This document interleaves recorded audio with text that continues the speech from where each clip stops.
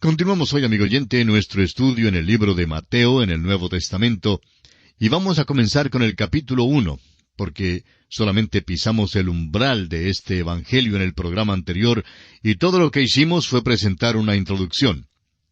Ahora confiamos comenzar con este capítulo hoy, y si tiene usted su Biblia abierta en esta porción de la Palabra de Dios, comenzaremos en unos instantes. Pero antes quisiéramos decir de nuevo unas palabras preliminares relativas a este Evangelio de Mateo.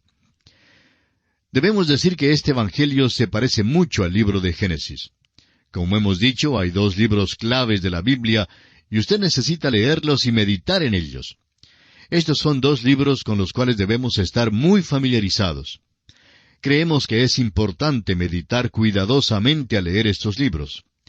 Este pensamiento es presentado por un profesor de un seminario, quien acostumbraba decir a sus estudiantes que en lugar de contar ovejas cuando no les era posible conciliar el sueño, lo que tenían que hacer era leer y meditar en el libro de Génesis, y luego leer y meditar en el libro de Mateo, capítulo por capítulo. Por ejemplo, ¿de qué trata el capítulo 1? ¿De qué trata el capítulo 2? Cualquiera de ellos, ya sea Génesis o Mateo. Hay aquellos que dicen que no cuentan ovejas, sino que hablan con el pastor de las ovejas. Bien, la forma mejor de hablar con el pastor es avanzar a través de estos dos libros, ya que eso nos ayudará a conocerlo mejor y de paso a acercarnos a él. En realidad, lo más importante es que él nos hable, en lugar de nosotros hablarle a él, pues no creemos que tengamos mucho que decirle a él. En cambio, él sí tiene mucho que decirnos. Así que probablemente debiéramos hacerlo de esa manera. Y le sugerimos que lo haga así. Hay aquí en este Evangelio un movimiento que si usted se lo pierde, casi lo pierde todo. Ahora, al entrar de lleno en este capítulo 1 del Evangelio según San Mateo, notemos que su tema es la genealogía de Jesucristo y la historia del nacimiento virginal de Jesús. La genealogía con que empieza el Evangelio de Mateo y el Nuevo Testamento es, en muchos aspectos, el documento más importante en las Escrituras. Toda la Biblia descansa sobre su exactitud. Usted notará que tiene tres divisiones. Primero, la genealogía desde Abraham hasta David, en los versículos 1 al 6. Luego, la genealogía desde Salomón hasta el cautiverio babilónico, en los versículos 7 al 11. Y en tercer lugar, la genealogía desde el cautiverio babilónico hasta José el carpintero, lo cual se encuentra en los versículos 12 al 17. Recordemos que el libro de Génesis es un libro que trata acerca de las familias y la importancia que tienen.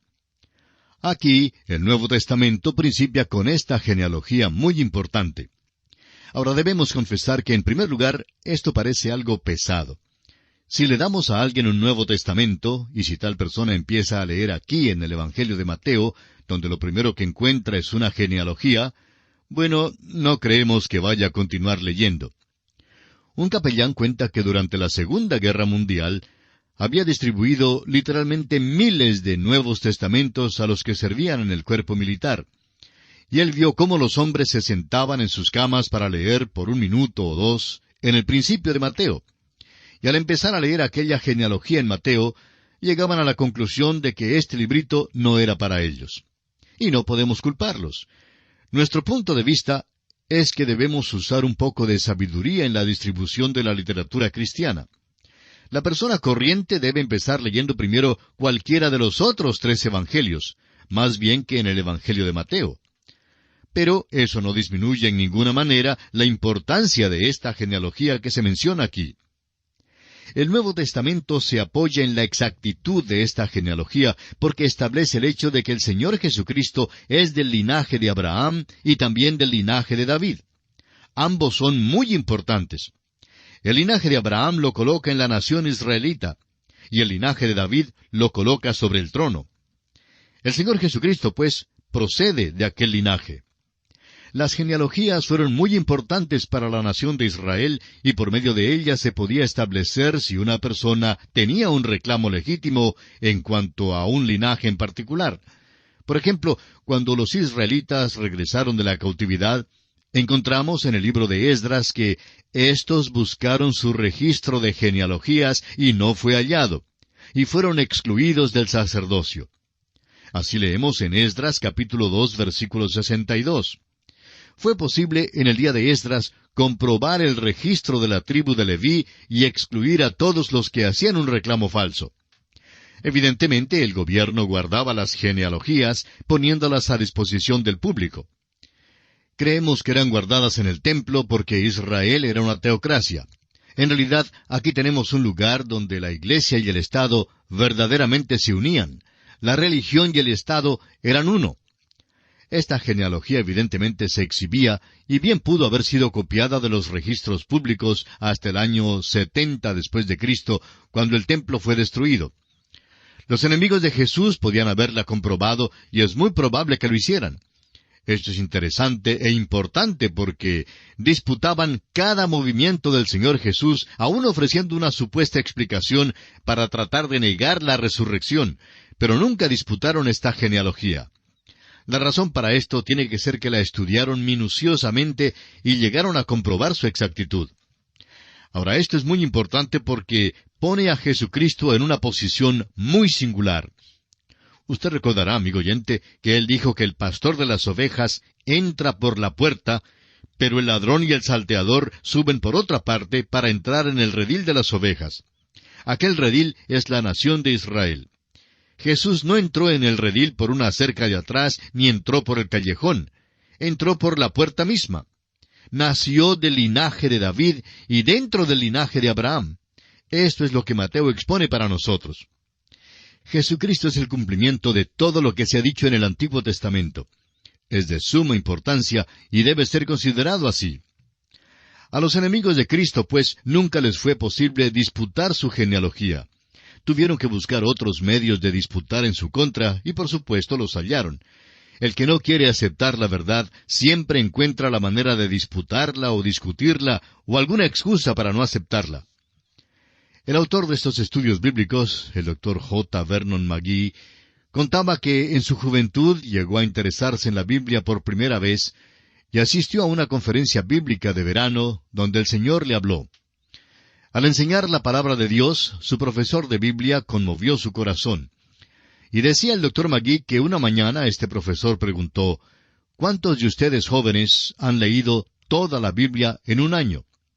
Había como 300 jóvenes presentes, pero ninguno levantó su mano. El profesor hizo la misma pregunta 4 veces. Por fin, un joven levantó la mano algo furtivamente y con titubeo dijo, «Bueno, la he leído, pero solo leía las partes que eran interesantes. No leí las genealogías». Todos los presentes se rieron y también el profesor, quien confesó que él tampoco las leía. En aquel mismo momento, decía el Dr. McGee, se me ocurrió que, siendo que el Espíritu de Dios había usado tanta tinta de imprenta para darnos las genealogías, que éstas tendrían que tener algo de gran importancia para nosotros. Así pues, amigo oyente, quisiéramos dedicar nuestra atención muy especial a esta genealogía en Mateo porque es muy importante. Esta es la genealogía del Señor Jesús por parte de José. Tendremos otra cuando lleguemos a Lucas, y esta será la genealogía por parte de María, su madre. Ahora, comenzando con el versículo 1 de Mateo, capítulo 1, dice, Libro de la genealogía de Jesucristo, hijo de David, hijo de Abraham. Libro de la genealogía es una expresión que es peculiar a Mateo. Es una expresión singular y no la encontraremos en ninguna otra parte del Nuevo Testamento. Si retrocedemos al Antiguo Testamento, comenzando por Malaquías y Zacarías, Ageo, y luego por el Pentateuco, por Deuteronomio, Números, Levítico, Éxodo y por Génesis, casi llegaremos a la conclusión de que no se encuentra en ninguna parte de la Biblia, exceptuando aquí en Mateo. Luego de repente llegaremos al capítulo 5 de Génesis, capítulo 1, donde se lee, Este es el libro de las generaciones de Adán. Es la misma expresión de Mateo. Pero vemos que hay 2 libros, el libro de las generaciones de Adán y el libro de la generación de Jesucristo. Ahora, ¿cómo se entra a formar parte de la familia de Adán? Simplemente por nacer, por el nacimiento. Usted no lo ejecuta, en efecto, no tiene nada que ver con eso. Pero así es como entramos en la familia de Adán. Entramos solamente por el hecho de nacer. Pero notemos que en Adán todos mueren. Así lo expresa el apóstol Pablo en su carta a los Romanos capítulo 5, versículo 12, donde dice, por tanto, como el pecado entró en el mundo por un hombre, y por el pecado la muerte, así la muerte pasó a todos los hombres, por cuanto todos pecaron. El libro de Adán, pues, es un libro de muerte. Luego, hay el otro libro, el libro de la generación de Jesucristo. Ahora, ¿cómo entramos en esa familia, en esa genealogía? Entramos también por medio de un nacimiento, pero es por medio del nuevo nacimiento. El Señor Jesús dice en el Evangelio según San Juan, capítulo 3, versículo 3, que es necesario nacer de nuevo para ver el reino de Dios. El nuevo nacimiento nos coloca en el libro de la vida del Cordero y somos inscritos allí al confiar en Cristo Jesús como nuestro Salvador personal. Es el apóstol Pablo, una vez más, quien en su primera carta a los Corintios, capítulo 15, versículo 22, nos dice, en Cristo todos serán vivificados. Todos estamos en el primer libro, el libro de la generación de Adán. Amigo oyente, esperamos que hoy, en este día, usted y yo y todos estemos también registrados en el libro de la vida del Cordero. Mateo dice que Jesucristo es hijo de David, hijo de Abraham. ¿No sabía Mateo que Abraham vino antes de David? Claro que lo sabía porque lo aclara en el resto de la genealogía. Entonces, ¿por qué lo puso así? Está presentando al Señor Jesús como Mesías, el que es Rey, el que ha de establecer el reino de los cielos sobre la tierra. Por tanto, David está en primer plano. Debe ser del linaje de David en cumplimiento de las profecías que Dios hizo a David. Él es hijo de David. Ahora también es hijo de Abraham, y eso también lleva importancia. Debe ser hijo de Abraham para pertenecer a esta nación. Dios ha hecho una promesa a Abraham diciéndole, en tu simiente serán benditas todas las naciones de la tierra. Recuerde usted que así lo leímos en Génesis capítulo 22, versículo 18. Ahora el apóstol Pablo dice en su carta a los Gálatas, capítulo 3, versículo 16, lo siguiente. Ahora bien, a Abraham fueron hechas las promesas y a su simiente. No dice, y a las simientes, como si hablase de muchos, sino como de uno, y a tu simiente, la cual es Cristo. Es hijo de Abraham.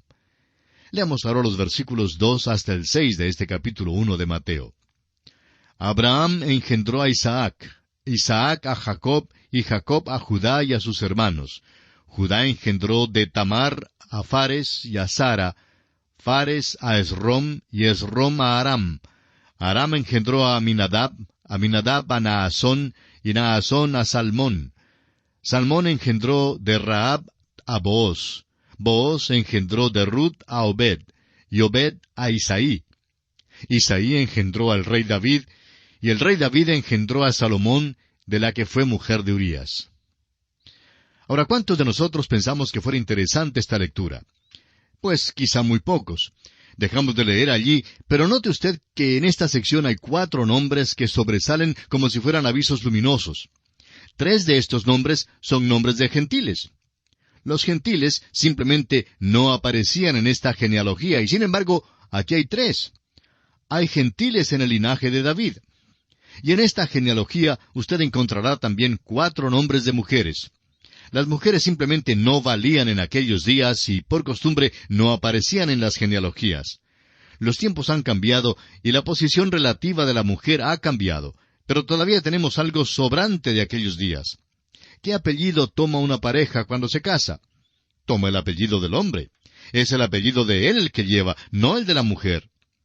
Sin embargo, en ciertos países una pareja puede adoptar el apellido de la mujer si lo desea. Y hace algunos años una pareja hizo precisamente eso. Puede hacerse legalmente, pero todavía es la genealogía del hombre la que se toma en cuenta y no la de la mujer. Sin embargo, estas 4 mujeres aquí aparecieron en la genealogía de Jesucristo. Tamar es la primera y se menciona en el versículo 3. Su historia se encuentra en Génesis capítulo 38. Este capítulo es uno de los peores en toda la Biblia, si se me permite la expresión.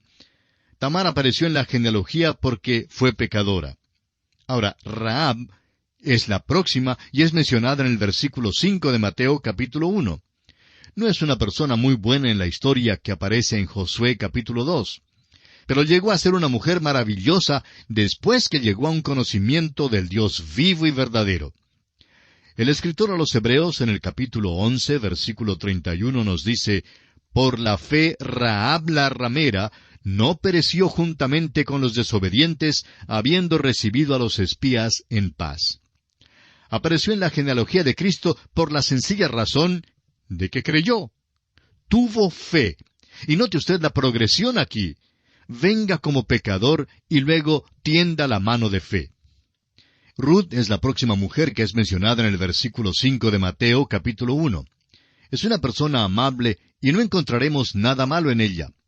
Pero ahora la ley la había excluido. Más adelante también la ley habría de excluir a otras dos, pero no había la ley en sus días. En el tiempo de Ruth hubo la ley que la excluyó porque esta ley decía, «No entrará amonita ni moabita en la congregación de Jehová». Así leemos en Deuteronomio capítulo 23, versículo 3. La ley la excluyó, pero hubo un hombre llamado Booz que llegó a su campo un día y la vio. Fue lo que pudiéramos decir amor a primera vista. Este hombre Booz la amó y le extendió la gracia al traerla a ella, una gentil, a la congregación de Israel. Ella preguntó, «¿Por qué he hallado gracia en tus ojos?» Y usted y yo podemos hacer la misma pregunta hoy en día. De nuevo, amigo oyente, tomemos nota de la progresión. Venimos primero como pecadores y luego tendemos la mano de fe, y Él, por su maravillosa gracia, nos salva. Ahora, a Betsabé no se la menciona por nombre aquí en el capítulo 1 de San Mateo, pero es llamada la que fue mujer de Urías, en el versículo 6. Su nombre no se menciona aquí porque su adulterio con David no fue un pecado del cual ella era culpable. Fue el pecado de David, y David fue quien realmente tuvo que pagarlo, y lo pagó. Ella apareció en la genealogía de Cristo porque Dios no abandona a ninguno de los suyos que cae en pecado.